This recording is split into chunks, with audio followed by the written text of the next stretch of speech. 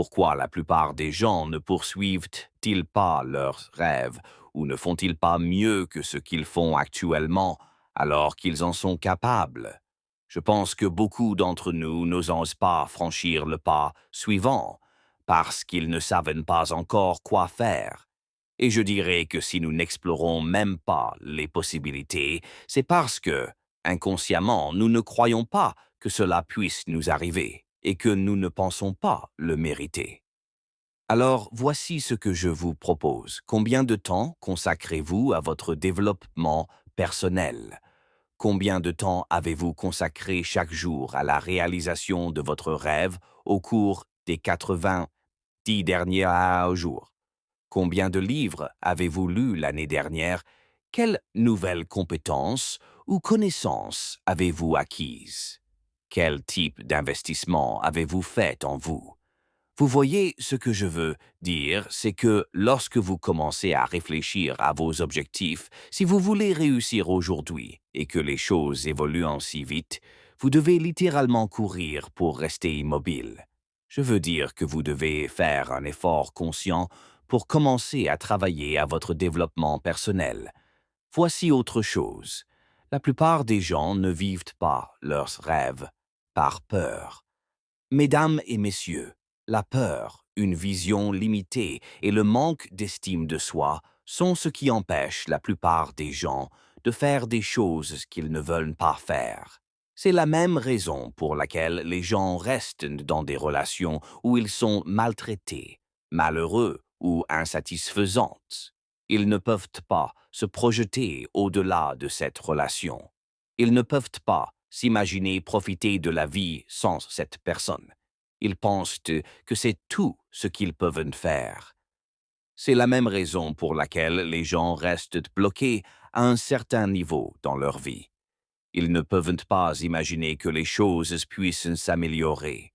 Et ils pensent que c'est tout, et que c'est tout ce qu'ils méritent. C'est tout ce qu'ils ont toujours vu, tout ce qu'on leur a transmis. Et ils pensent donc que c'est la fin pour eux. La peur tue les rêves. La peur tue l'espoir. Et je vous pose une question. Quel est l'avantage? Quel est l'avantage de laisser la peur vous retenir? Quel est l'avantage d'abandonner vous-même, de ne pas affronter la vie et de la prendre en main? Quel est l'avantage pour vous? Quel est le plus? Que voulez-vous que je vous dise? Que ce sera une partie de plaisir? Non, ce ne sera pas le cas. Ça va vous donner du fil à retordre. Oui, c'est certain. Allez-vous avoir envie de mourir? Oui, oui, ça fait partie du jeu. Mais c'est juste ce que vous devez traverser pour arriver là où vous voulez aller. Et devinez quoi? Vous êtes assez fort pour le faire. Tu es assez forte et ta vie vaut tout ce que tu dois traverser pour surmonter cette dépendance, tout ce que tu devras faire, ce rêve que tu as, tout ce que tu veux faire. Sera-ce facile de simplement foncer et de le faire? Non. Est-ce que ça se fera du jour au lendemain? Non. Sera-ce une lutte? Oui. Y aura-t-il des moments où tu n'arriveras pas à joindre les deux bouts? Oui. Ça fait partie du défi. Y aura-t-il des moments où tu seras perdu? Oui, ça fait partie du défi. Alors, en regardant votre vie, en vous tournant vers l'avenir, demandez-vous, à quelle peur est-ce que c'est que je m'accroche? Quelle peur m'emprisonne et m'empêche de m'épanouir? Elle m'empêche d'atteindre mon plein potentiel. Elle m'empêche d'être vraiment heureux. Elle m'empêche de ressentir l'aventure et l'excitation dans ma vie. Qu'est-ce qui m'empêche de maîtriser mon destin? Quoi que vous ayez fait jusqu'à présent, votre vie porte ses fruits. Tout ce que vous avez produit est le fruit de la personne que vous êtes devenue. C'est le résultat de vos choix. C'est le résultat de votre conscience. Maintenant, vous devez vous demander: êtes-vous satisfait de ce que vous avez produit? Est-ce que ce que vous voulez? Souhaiteriez-vous que les choses soient meilleures? Croyez-vous que tu mérites mieux que ça ou tu te contentes de ça? Voilà.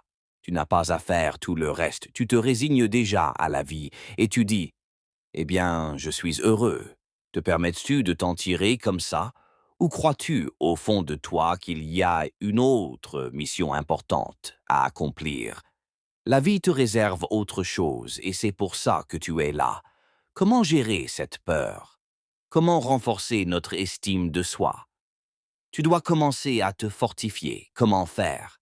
Je crois que tu dois commencer à surveiller consciemment ton dialogue intérieur et te parler. Commence à te valoriser. Parfois, les seuls compliments que tu entendras à ton sujet sont ceux que tu te dis. Alors, je te dis d'apprendre à être ton propre soutien. Commence à te valoriser. Commence à t'encourager. Commence à te dire je peux le faire. Je peux faire en sorte que cela se produise. Avancer avec un esprit et la conviction qu'il existe un moyen de commencer à gérer cela. Il y a une issue quelque part. Il y a une solution. Ce que vous recherchez, vous avez la capacité à gérer, quoi qu'il arrive, à y faire face, et au lieu de vous sentir impuissant, vous commencerez à vous sentir fort. Vos rêves et vos dons ont tellement de sens et de valeur pour vous que votre désir de les posséder vous poussera à surmonter la peur. Ce désir vous donnera une motivation particulière. En travaillant sur vous-même, en prenant conscience de votre véritable identité, du véritable pouvoir que vous possédez, de votre véritable capacité à apporter le changement, du pouvoir miraculeux qui réside en vous pour réaliser vos rêves. Je peux le faire. Quand j'ai commencé à envisager de devenir conférencier, je me suis dit, oui, je peux le faire. Je peux y arriver. Quand j'ai commencé à essayer de me convaincre que je pouvais être un homme d'affaires après avoir essuyé des échecs, perdu des milliers de dollars, me sentant stupide et idiot, et me faisant exploiter à cause de mon ignorance, j'ai dû me parler à moi-même, car on me disait que j'étais bête. Et quelque part, dans l'arrière-plan, je me disais, tu as raison. Regarde ce que j'ai fait. J'ai dû dire, non, non, non, non, non, non, pas moins. Hé, hé, allez, mec, reprends-toi. Tu peux y arriver. Tu n'as juste pas encore trouvé la solution. Tout va bien. C'est ta période de formation. C'est le prix à payer. Tu dois payer pour ce que tu ne sais pas. Tu peux le faire. D'autres l'ont fait. Pas besoin d'être un génie. Trouve des gens qui peuvent t'apprendre des choses que tu ne sais pas. Trouve des gens qui ont réussi et apprends d'eux. Suis des séminaires, des ateliers, lis des livres sur la gestion d'entreprise. Change ta façon de te percevoir et commence à t'occuper des détails personnels. Comprends que personne ne gérera mieux ton entreprise que toi. Tu vois, on a tous des choses qu'on a reçues. Je ne pense pas que ce soit facultatif de profiter de ce que vous avez. Voyez-vous, si vous vous contentez de ce que vous avez, de ce qui vous a été donné, je pense que chacun a reçu quelque chose à apporter à la planète, quelque chose que vous seul pouvez faire. Seul vous pouvez l'accomplir, seul vous pouvez initier cette activité. Et si vous ne le faites pas, si vous ne remplissez pas votre vie de votre œuvre ou de votre mission, alors il y a des lacunes dans votre vie. Et ce que nous faisons lorsque nous ne vivons pas en accord avec notre véritable identité, c'est que nous commençons à combler ces lacunes. Nous comblons les vides avec des déchets, de l'alcool, des drogues, des soucis, des comportements autodestructeurs. Alors, lorsque vous commencez à regarder votre vie et que vous savez que vous ne faites pas ce que vous pouvez faire parce que vous vous êtes laissé retenir prisonnier de vos peurs, or, lorsque vous n'avez pas une véritable appréciation et acceptation de qui vous êtes et que vous vous laissez immobiliser par la peur, ce qui se passe dans le processus, c'est que vous commencez à tout te fait du mal. Tu commences à saboter ta vie, tu commences à saboter tes rêves, tu commences inconsciemment à agir contre toi-même. Tu deviens ton pire ennemi.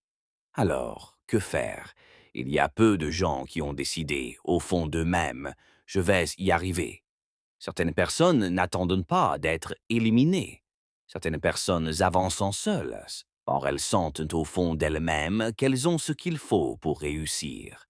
Elles n'ont pas peur de l'avenir, car elles ont une bonne image d'elles-mêmes, car elles pensent de mériter ce qu'elles peuvent créer, car elles ont décidé, en regardant l'avenir et en se regardant elles-mêmes, il y a une solution, il y a une volonté, il y a un moyen de se créer un chemin à partir de rien. Et quand on a cette conscience, quand on a avec ce genre d'esprit, rien ne peut t'arrêter. Rien. Quand tu veux quelque chose de la vie, tu dois être prêt à passer à l'action. N'attends pas que les choses soient imparfaites. N'attends pas la perfection. N'attends pas la situation idéale. Elle ne sera jamais idéale. Il y aura toujours une raison. Dès que les enfants auront grandi, ou dès que j'aurai payé mes factures, ou dès que j'aurai divorcé.